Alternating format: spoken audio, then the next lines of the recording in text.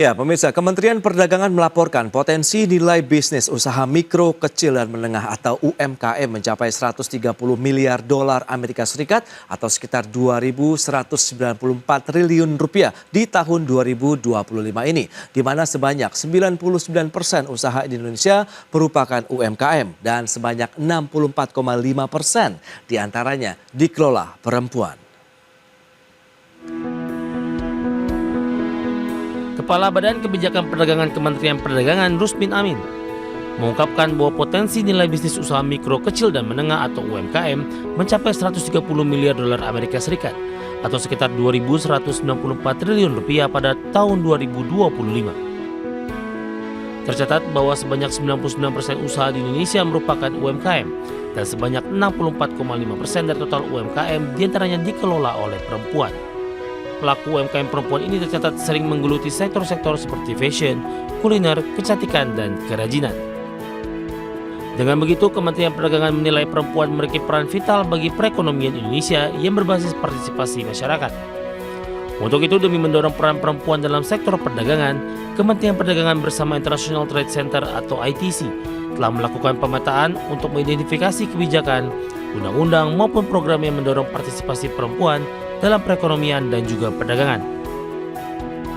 Pemetaan ini terdapat 6 pilar. Pertama, kebijakan perdagangan. Kedua, lingkungan bisnis. Ketiga, kerangka hukum dan regulasi. Keempat, akses keterampilan.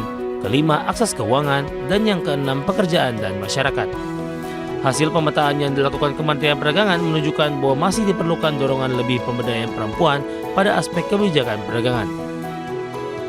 Di sisi lain, dalam pengembangan UMKM yang dikelola perempuan, pelaku usaha kerap menghadapi tantangan, akses terbatas teknologi, dan hambatan akses pembiayaan.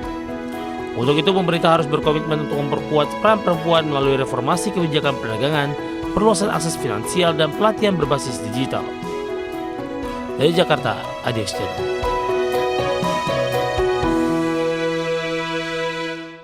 Ya, pemirsa, untuk membahas tema kita kali ini, 2.100 triliun rupiah potensi perempuan dalam pengelolaan UMKM. Kita sudah tersambung melalui Zoom bersama dengan Mas Nailul Huda, Direktur Ekonomi Digital Selios. Halo, Mas Nailul, apa kabar?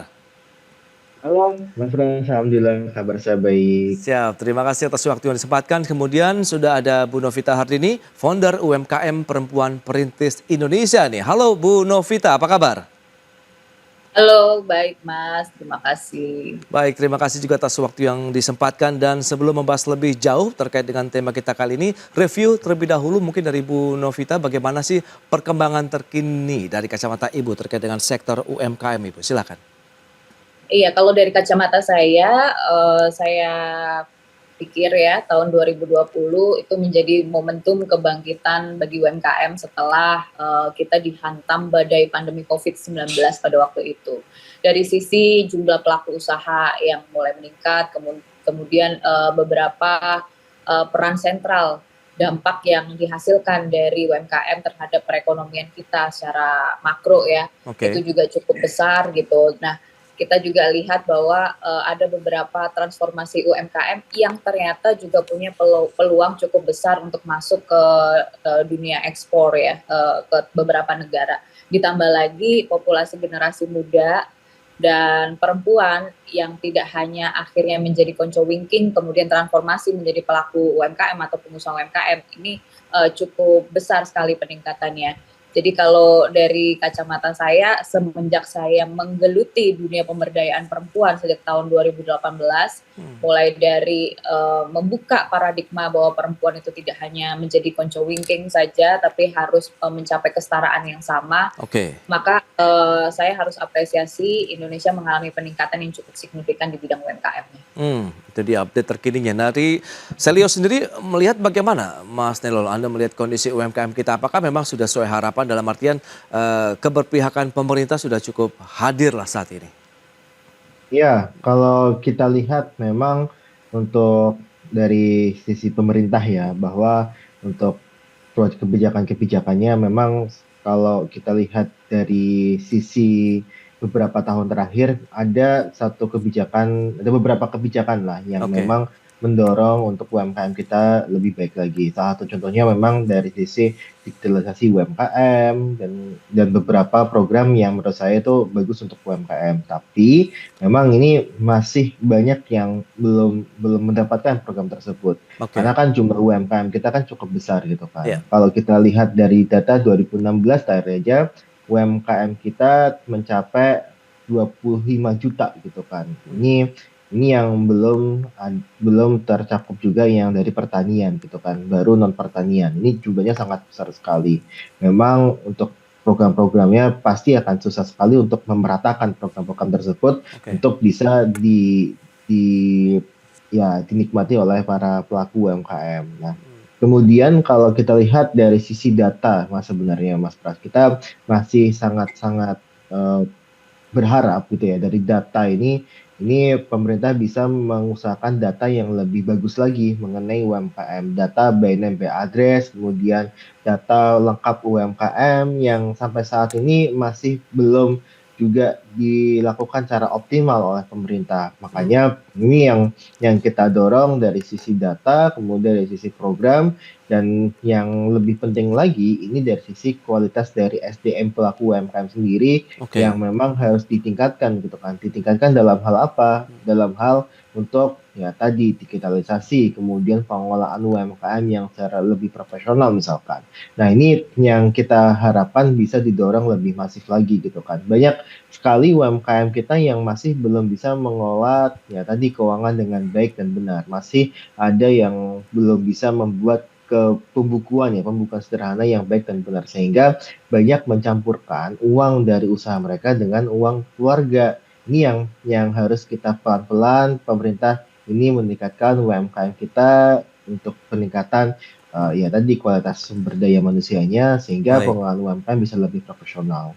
Oke, Mas Nelul. Nah, Bu Novita, lantas bagaimana dengan tadi yang pemerintah sampaikan begitu dominasi perempuan begitu dalam pengelolaan sektor UMKM ini potensinya luar biasa sekali tahun 2025 ini. Lantas posisi peran perempuan saat ini dalam iklim usaha UMKM juga seperti apa ya kira-kira? Ya, jadi kita tahu ya bahwa dalam kehidupan rumah tangga dan sehari-hari itu tidak menampik bahwa peran krusial perempuan ini Hmm, begitu besar. Jadi oke. perempuan itu bisa bekerja, bisa jadi ibu, bisa jadi pengusaha, pemimpin, dan juga menggerakkan roda-roda perekonomian negara, termasuk usaha mikro itu sendiri. Perempuan dalam ekosistem UMKM itu kan juga bisa menjadi pemilik usahanya, bisa menjadi pekerjanya, bisa menjadi konsumen itu sendiri, di mana barang-barang yang berkaitan dengan baju, F&B itu pasti kan pembelinya kurang mayoritas adalah perempuan. Nah, karena kita lihat bahwa peran perempuan itu berkontribusi banyak terhadap pengembangan UMKM dalam berbagai aspek, maka tadi yang disampaikan nih oleh narasumber bahwa ada beberapa hal yang memang kita perlu perhatikan lebih ya, baik dari sisi pemerintah maupun dari segi pendanaan gitu ya, anggaran mulai dari APBN, APBD sampai ke beberapa instansi terkait. Tapi kita harus tahu ya bahwa semakin banyak yang bergotong royong untuk melakukan penetrasi terhadap pengembangan UMKM ini, akhirnya menjadi tumpang tindih. Kita coba lihat, sebenarnya UMKM ini kan harusnya di bawah Kementerian UMKM. Tapi Kementerian BUMN, kemudian kementerian-kementerian lainnya, bahkan Kementerian Kesehatan, bahkan Kementerian Sosial, ini semua menggarap masalah UMKM juga. Jadi kita nggak terfokus mengenali apa sebenarnya masalah UMKM kita yang utama. Sebenarnya kalau kita turun di lapangan, kita tahu, oh masalahnya banyak nih orang-orang atau pelaku UMKM, pengusaha UMKM nggak bisa membedakan mana uang pribadi, mana uang usaha, ya tadi tentang Oke. pembukuan, kemudian digitalisasi. Kemudian perlindungan UMKM terhadap masalah-masalah seperti KUR. Nah, KUR ini memang dirasakan kan manfaatnya, tapi kan kebanyakan dari mereka tidak tahu nih bagaimana mengelola keuangannya sehingga banyak juga aset-aset yang hilang, banyak juga nih pelaku UMKM yang juga tersita gitu ya, Oke. barang-barang berharganya, bunuh diri dan lain sebagainya. Nah, perlindungan UMKM ini saya lihat tidak mengenal gender ya, baik perempuan atau laki-laki. Artinya pemerintah harus memberikan perhatian lebih terhadap ekosistem UMKM menjadi lebih baik ke depannya. Tidak hanya secara kuantiti, tapi juga Oke. menjadi kualitas yang baik. Nah, tadi ngomongin data juga. tidak ada keserasian data. Saya itu sejak 2021 ya sampai sekarang ngomongnya data UMKM tuh berapa 65 juta atau berapa. Itu sama. Masa dari tahun ke tahun datanya sama nih gitu. Kok nggak ada pembaruan kan padahal ada juga dari orang yang di PHK kemudian jadi pengusaha UMKM. Kemudian dari pengusaha UMKM kemudian mungkin udah meninggal. Lah kan ada pembaruan data ini yang saya kira belum mampu diselesaikan oleh pemerintah. Nah itu dia. Lantas apa yang mungkin perlu dilakukan begitu kalau kita bicara mengenai peran perempuan yang memiliki potensi besar untuk pengelolaan UMKM sebagai salah satu penopang ekonomi nasional begitu Bu Novita? Oke, pertama kita tidak boleh meninggalkan mereka tanpa pendampingan. Ya, pendampingan menjadi kunci dari majunya UMKM. Jadi pendampingan ini tidak hanya sebatas pelatihan ya. Pelatihan yang dilakukan secara sustainable terus-menerus, mulai dari pelatihan digital, kemudian pelatihan keuangan, kemudian marketingnya bagaimana, kemudian kita juga sampai bantu mereka menemukan rantai pasok dan ekosistem itu tidak banyak sih, tapi kalau sisi-sisi itu dilakukan secara terus-menerus, saya rasa UMKM itu tidak hanya bertumbuh besar secara kuantiti saja, tapi bertumbuh lebih kuat kokoh gitu secara kualitasnya. Nah itu sih yang saya harapkan pemerintah mampu untuk menjadi pendamping bagi UMKM. Pendampingan dan pelatihan seperti apa yang diharapkan, kemudian siapa yang menjadi leadernya nih Mas Nailul nanti bisa menjelaskan di segmen berikutnya. Kita akan jeda dulu sebentar ya, dan pemirsa kami akan segera kembali usai pariwara berikut ini.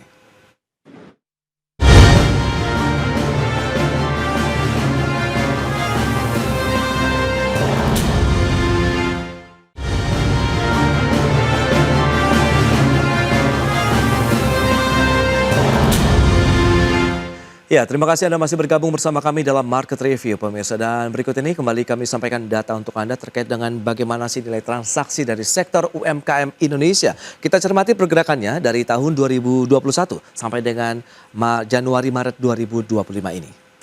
Ya, kita lihat memang fluktuasi pergerakannya di tahun 2022 mencapai 476,3 triliun, kemudian di tahun 2024 487 triliun, dan di tahun 2025 ini sampai dengan Maret tercatat sudah mencapai 233 miliar rupiah.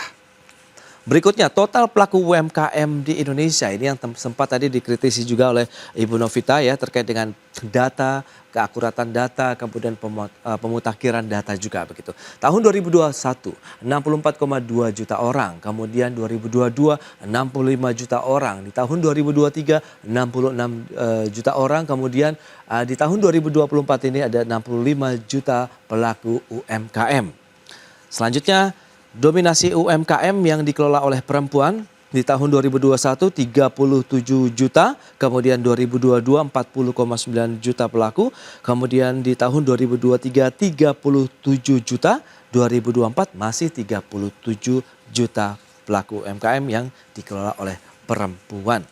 Baik, kita lanjutkan kembali perbincangan bersama dengan Ibu Novita Hardini, founder UMKM Perempuan Perintis Indonesia, kemudian juga Mas Nailul Huda, Direktur Ekonomi Digital Selius. Ya, Mas Nailul, ini menarik kalau kita cermati dengan beberapa data tadi yang sudah disampaikan, juga diharapkan memang peran pemerintah dari sisi pendampingan, kemudian pelatihan yang tidak hanya berhenti di 1 tahun misalnya, tapi ini berlanjut terus. Anda melihat bagaimana sih sebenarnya sistem pengelolaannya, pelatihan yang harus diberikan, apalagi peran perempuan ini cukup nampaknya dominan dan sentral juga untuk pengelolaan UMKM kita begitu.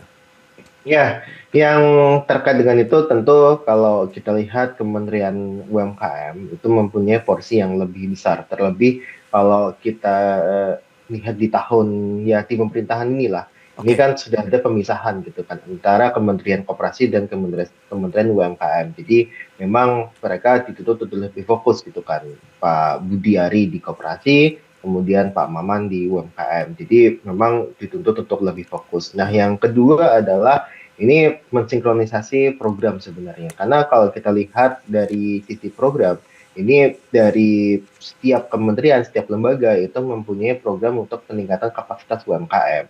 Tapi tidak ada dirijen yang memang menjadi satu koordinator lah untuk UMKM ini gitu kan. Misalkan ada Bank Indonesia mempunyai program pengembangan UMKM sendiri, ada Kementerian Pemuda dan Olahraga, kemudian ada ya lembaga yang memang jauh dari kata UMKM, tapi mereka mempunyai tupoksi ataupun tugas untuk ya program-program yang dia meningkatkan kapasitas UMKM. Nah, ini seharusnya ada satu dirijen yang memang ini tugasnya adalah memetakan. Memetakan tentu harus punya data gitu kan. Data lengkap dan sebagainya yang sekarang ini jalan mungkin baru belasan juta UMKM yang di data lengkap. Itu pun tidak setiap tahunnya akan diupdate gitu kan. Kan kita tahu kan pelaku UMKM ini kan memang sangat cepat sekali Mas Pras. Oke. Hari ini mereka berjualan apa, besok bisa berganti jualan apa gitu kan. Nah,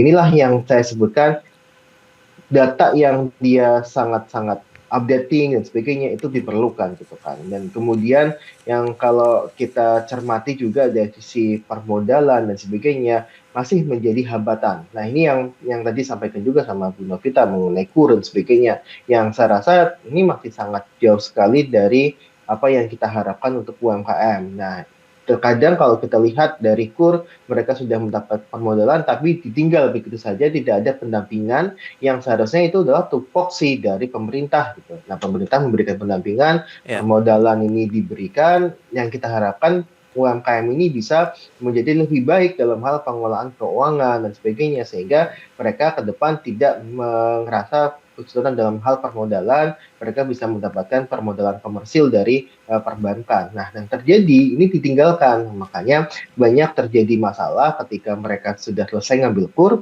mereka mau mengambil kredit komersil tidak bisa, ataupun mereka gagal di tengah jalan. Nah, makanya ini yang saya rasa sinergi ini harus dipadukan gitu kan. Terutama kalau kita lihat dari pelaku UMKM yang dia gender perempuan ini sangat besar sekali dan ini sudah kalau menurut saya tidak hanya lagi bergantung pada laki-laki, tapi perempuan ini mempunyai satu kapabilitas untuk bisa mengelola usaha yang lebih baik gitu kan. Dan saya rasa ini kesempatan yang bagus gitu kan ketika UMKM ini berdiri sendiri, ada kemudian khusus untuk pengembangan Oke. untuk pengembangan UMKM. Nah, saya rasa ini sesuatu yang Ya. harusnya bisa dimanfaatkan dan peran pemerintah cukup harusnya lebih besar lagi di situ.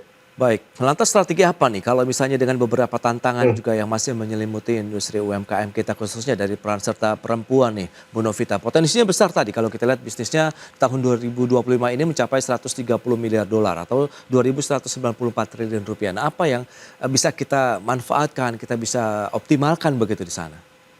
Ya, kalau kita lihat dari data yang tadi disajikan, kita tahu bahwa sebenarnya potensinya besar sekali. Ya. Nah, terkait data yang tadi saya sampaikan juga, dari perempuannya aja, gender perempuan yang menggeluti sektor UMKM, dari tahun lalu 37 juta, sekarang 37 juta, itu kan juga dipertanyakan. Masa Oke. sih sama, padahal kan di lapangannya berbeda.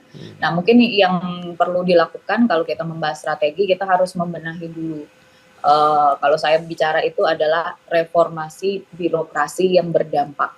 Jadi setiap instansi ataupun pemerintah itu tatanan manajemennya gitu ya, itu harus didasarkan prinsip-prinsip ini kita harus melakukan sesuatu yang berdampak sehingga proses birokrasinya nggak usah terlalu panjang, satu. Kedua, diperbaiki dulu dari sistem datanya. Kalau bisa big data itu harus benar-benar tidak hanya sekedar kata-kata, tapi ia menjadi satu sinkronisasi yang ini pasti bermanfaat bagi pemerintah dan juga bermanfaat bagi masyarakat. Oh, ini masalahnya apa, kendalanya apa, sehingga approaching-nya apa, jelas, spesifik, tajam gitu ya. Nah, setelah ini sudah selesai, jadi ini nggak ada lagi.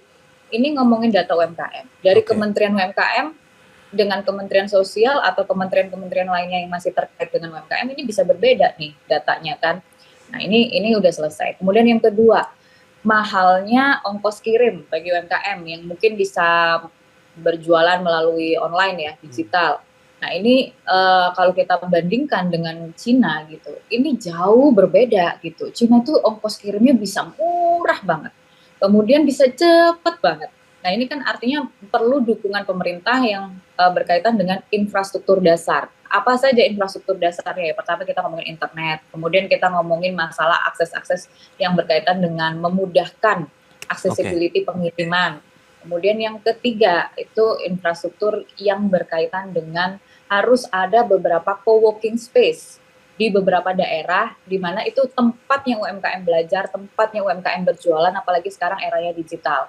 Jadi mungkin ada yang bisa live di situ, ada yang bisa berjualan Shopee, ada mentornya di situ. Nah itu perlu tuh dikembangkan ekosistem seperti itu. Oke, Ditambah akhir baru kita ngomong pelatihan-pelatihan yang kapasitasnya diperkecil lagi.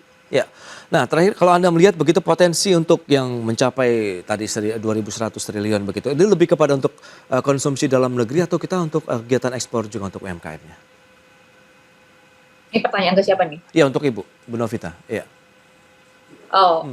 Sebenarnya kalau kita melihat ya perang dagang antara Amerika dan China ini sebenarnya menjadi momentum yang besar banget bagi UMKM kita. Nah sebenarnya kita nggak usah ngomongin ekspor dulu sebenarnya, kita kuasain dulu nih market di Indonesia, kita berputar. Sebenarnya satu-satunya cara untuk menjaga kita dari bahaya atau badai krisis itu bagaimana kita bisa menggerakkan roda perekonomian di dalam negeri kan. Jadi pembelinya, kemudian penjualnya semua ini berputar nih di dalam negeri. Nah ini harus dibangun dulu ekosistemnya. Kayak kita kemarin baru lihat nih berita kelapa, karena diekspor nih ke Cina. Satu sisi memang ya kita bangga dong pertama nih kita ekspor kelapa. Tapi jadinya kan warga kita sendiri nih kesusahan cari kelapa gitu. Jadi harga kelapa jadi mahal ya. Tapi kalau misalnya kita udah fokusin ekosistem UMKM di dalam negeri ini bagus, saya rasa ekspor itu hanya bonus saja gitu. Kita pertama tentu kita bisa menekan impor ya. Nggak bisa menghilangkan impor tapi menekan impor. Misalnya kita ngomongin masalah tekstil. Sebenarnya masalah Indonesia itu apa? Kita itu belum bisa memproduksi bahan mentahnya tekstil. Ibarat kata kain putihnya itu loh, kita belum bisa. Jadi kebanyakan memang kita masih harus impor dari China dan lain sebagainya untuk dibuat batik. Makanya kenapa harga batik itu bisa mahal banget. Padahal kalau sebenarnya kita fokus aja bikin kainnya, bahan baku kainnya di sini, masalah-masalah tentang perstekstilan udah selesai gitu, nggak perlu lagi impor. Nah ini yang perlu didorong oleh pemerintah, butuh regulasi yang jelas, gitu. Regulasi yang jelas bahwa perputaran ekonomi dalam negeri harus menjadi prioritas pemerintah ke depan. Baik, ternyata masih ada beberapa PR yang harus segera dituntaskan kalau kita bicara mengenai sektor UMKM, kemudian peran perempuan juga begitu ya dalam pengelolaan UMKM di Indonesia. Baik, Mas Elu terima kasih banyak atas informasi analisis yang sudah disampaikan, kemudian Ibu Novita terima kasih juga atas update yang sudah diberikan kepada pemirsa pada hari ini ya. Baik, selamat melanjutkan aktivitas Anda kembali, sampai berjumpa kembali. Baik pemirsa, 1 jam sudah saya menemani Anda dalam Market Review dan perbaharui terus informasi Anda hanya di IDX Channel, your trustworthy and comprehensive investment reference. Karena urusan masa depan harus terdepan, aku investor saham. Saya Prasetyo Wibowo beserta seluruh kerabat kerja yang bertugas pamit undur diri. Terima kasih, sampai jumpa.